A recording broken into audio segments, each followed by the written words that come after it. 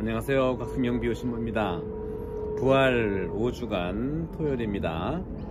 오늘 복음 말씀은 15장, 요한복음 15장 18절에서 21절의 말씀입니다. 그때 예수님께서 제자들에게 말씀하셨다. 세상이 너희를 미워하거든 너희보다 먼저 나를 미워하였다는 것을 알아라. 너희가 세상에 속한다면 세상은 너희를 자기 사람으로 사랑할 것이다. 그러나 너희가 세상에서 속하지 않을 뿐만 아니라 내가 너희를 세상에서 뽑았기 때문이다. 세상이 너를 미워하는 것이다. 종은 주인보다 높지 않다고 내가 너희에게 한 말을 기억하여라. 사람들이 나를 박해하였으면 너희도 박해할 것이고 내 말을 지켰으면 너희 말도 지킬 것이다. 그러나 그들은 내 이름 때문에 너희에게 그 모든 일을 저지를 것이다. 그들이 나를 보내신 분을 알지 못하기 때문이다. 주님의 말씀입니다. 그리스도님 찬미합니다. 네, 계속해서 요한복음을 지금 오랫동안 우리가 봉독하고 있어요. 오늘도 날씨가 너무 화창하죠. 오늘도 야외에서, 이번 주는 거의 야외에서 여러분과 함께 말씀을 만나고 있어요. 또 같은 복음 내용들이고 또 이 복음적인 관점에서도 오늘은 제자와 이 세상과의 관계를 예수님께서 말씀해 주시고 있어요. 너희가 세상에 속한다면 세상은 너희를 자기 사람으로 사랑할 것이다. 여기서 세상은 물론 하느님이 창조한 세상이기 때문에 기본적으로 세상을 부정적으로 봐서는 안 됩니다. 실제로 지금 코로나 팬데믹의 그런 시기 이후로는 이제 세상 중심으로, 세상은 다른 말로 지구 중심, 우주 중심으로 살아가야 된다는 말씀을 드리고 싶은 거예요. 그래서 세상이라고 하는 것은 부정적인 또 긍정적인 뜻도 다 가지고 있죠. 인간도 마찬가지지 않습니까? 그래서 일반적으로 세상을 표현하는 말이 부정적으로 들려요. 그렇지만 세상에서 아주 적극적으로 살아가는 그 모습 안에서는 세상에서 굉장히 긍정적인 힘이 있는 사람들을 우리가 꼭 그렇게 말할 수는 없죠. 다시 말하면 세상의 부정적인 이미지와 같은 의미로 세상을 육적이라고 이해할 수는 있지만 바로 우리는 모두가 실로 육으로 된 몸을 지니고 있습니다. 그래서 이제는 이 코로나 팬데믹이라는 것은 우리 인간의 몸으로 이해한다면 사실 그동안 인간과 우주의 관계, 인간과 지구의 관계를 본다면 우리 인간도 작은 우주, 작은 소지구 아니겠어요? 지금까지 이 지구의 차원에서 인간을 이해를 한다면, 인간의 이해를 통해 지구를 이해한다면 그동안 나 개인의 삶이 말이 너무 정신과 또는 마음과 또 생각 위주로 살아왔기 때문에 몸이 너무 아픈 거예요. 몸은요, 마음이 아프면 금방 우리가 감정적 변화가 일어나죠. 정신이 아프면 정말 헷갈리죠. 그래서 뭐 공황장애라든가 불면증이 나타납니다. 정신적 또 심리적 영향이죠. 근데 몸은요 굉장히 오래 참아요.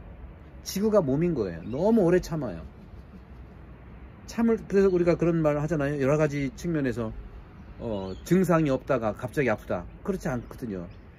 감각을 느끼지 못할 뿐이라는 것이죠. 그런 점에서 우리 모두는 실로 육으로 된 몸을 지니고 있지만 우리 스스로가 육적이라고 말하는 부정적인 뜻을 가지고 있는 모순도 보이는 겁니다.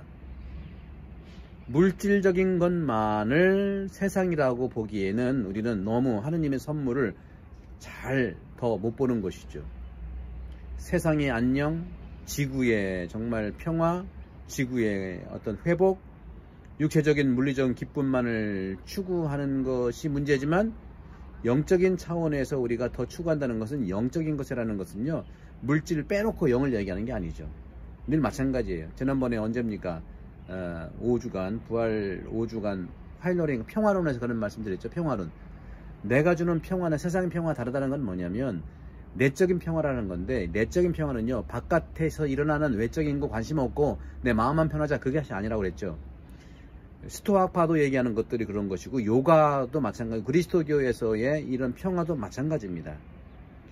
내적인 평화를 이루어야 밖에서 일어나는 모든 갈등과 번뇌와 또 이 전쟁 안에서도 내가 내면의 평화를 통해서 외적인 것으로 나아갈 수 있다는 걸 얘기하는 것이죠. 우리는 세상 안에서 살고 있지만 세상은 외적인 것, 표면적인 것, 물질적 가치만을 그동안 중요시 여기고 살았어요. 경쟁하고 또 부를 축적시키고, 우리의 길지 않은 이런 삶에서, 인간의 삶은 요즘 100세 시대라고 하지만 이 수천 년의 역사를 통해서 봐서는 우리가 비교될 수 있겠죠. 길지 않은 삶이라고 볼 수 있지만 그렇게 중요하게 여겨지는 것은 우리 안에서 정말 소중하게 일어나는 것인데, 특히 물질적인 세상 안에서 그리스도와 복음이 우리를 힘들게 하고 어렵게 한다는 것이죠. 복음과 이 그리스도께서 보이는 세상 안으로, 물질 세상 안에서만 살아간다면 바로 그리스도와 복음이 괴로움을 만들어내는 어떤 요소로 둔갑한다는 것이죠. 그런 점에서 예수님께서는 제자인 우리에게, 우리가 세상에 속한다 하면 세상이 우리를 자기 사람으로 사랑할 것이다 하고 말씀합니다. 하느님 안에서, 영 안에서 세상에 친밀한 관계를 살아가야 되는데 물질만 바라보는 세상, 그런 것이죠. 사람들이 나를 박해하였으면 너희도 박해할 것이고 하는 요한복음 15장 20절에서 이 말씀을 성찰해 보면, 사람들이 예수님을 박해하였으면 바로 너희도 박해할 거라는 거죠. 우리가 그런 역할 많이 있었잖아요. 6.25 전쟁 때 말이죠. 사제들 다 연행되고 사형에 처했죠. 박해 때도 마찬가지죠. 그런 점이죠. 한 예수님 때문에 우리가 죽음을 당하는, 나를 박해하기 때문에 너희도 박해한다는 것이죠. 우리 동북아시아, 특히 한국에서와 달리 서구 사회에서는요, 이런 사상적인 무신론자들이 있습니다. 무신론자 의사들도 있고요. 어떤 무신론자 의사가 인종에 가까운 환자에게 그 죽음을 준비하도록 돕고 있는 일종의 호스피스, 사목에 종사하는 사제들을 이해를 못했어요. 왜 죽어야 할 사람들에 대해서 그렇게 사목을 하느냐. 무신론자 의사들에게는요, 그런 식의 환자에 대한 접근이 치료하는데 환자의 마음을 방해한다고 생각했기 때문에, 그러니까 의학적으로만 본 것이라고 볼 수 있죠. 호스피스 사도직은 뭡니까? 임종자들에게 신앙과 또 하느님께서 함께 하신다는 준비를 하게 하는 것이 영적인 준비이죠. 언젠가 말씀드렸어요. 모르핀으로 주사를 놔서 진통을 30분마다 멈추게 했는데, 결국 모르핀도 그 진통을 멈추지 못하게 할 때 어떡합니까? 하고 간호사한테 얘기했더니 그 간호사가 손을 잡아주면 그 환자는 어느새 잠이 들곤 합니다. 그렇죠.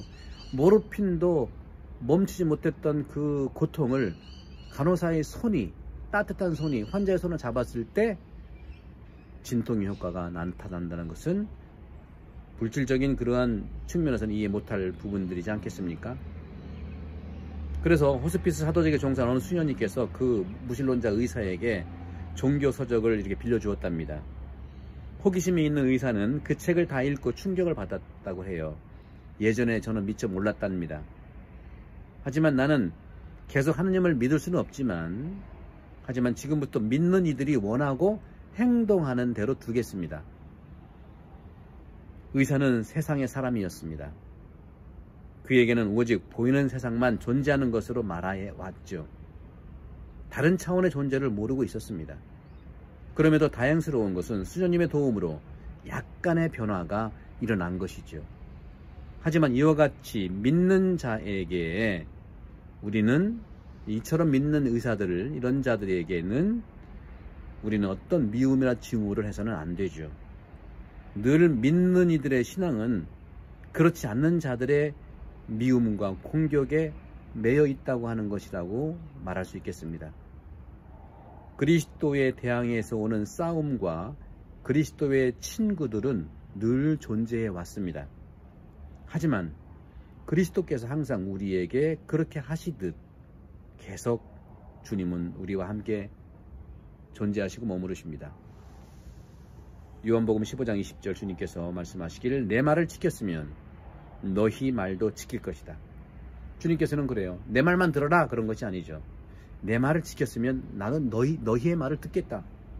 저도 그렇습니다. 저도 여러분들께 창세히 설명을 하고 여러분도 좀 저에게 그런 설명 좀 해주면서 서로의 말들을 이해하면 좋다는 그런 관점이죠. 세상은 모두 그리스도를 반대하지 않습니다. 그리스도의 말씀뿐만 아니라 교회의 말씀을 수락하는 자들이 많아요. 이런 말들은 교회의 교부들에게는 특별한 사건이 아니었어요. 마치 그리스도께서는 당신의 육에 즉 몸 안에서 성장하신 것처럼 같은 모양으로 그리스도의 말씀은 역사와 세상, 구체적인 지금 이 장소에서 전달되고 퍼져나가게 되어 있죠.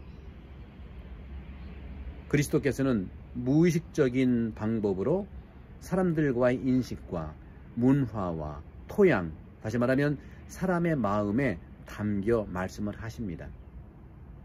사도들이 복음을 선포하기 위해서 도착할 때 마치 예수님의 말씀이 그 이유를 설명하시듯이 모든 이의 마음속에 느끼고 있습니다.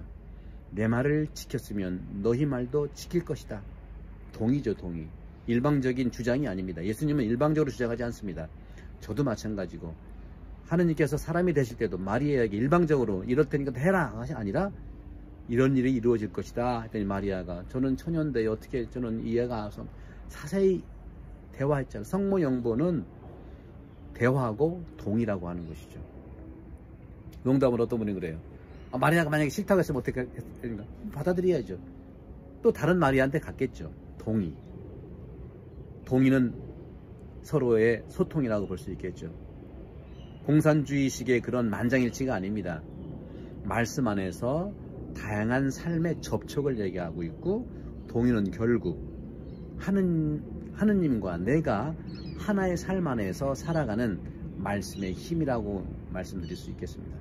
여러분 부활 5주간 토요일을 지내면서 코로나 팬데믹 시기에 더욱 하느님의 말씀과 나의 삶이 접촉하는 동의의 삶이 되는 세상과 제자의 관계 또 세상과 우리의 신앙의 관계를 잘 바라보고 또 그 힘으로 하느님의 힘으로 나갈 수 있는 코로나 팬데믹의 어려운 점들을 충분히 이겨낼 수 있습니다. 여러분들 제가 응원해드리고 늘 기도하고 함께 하겠습니다. 성부와 성자와 성령의 이름으로 아멘. 감사합니다.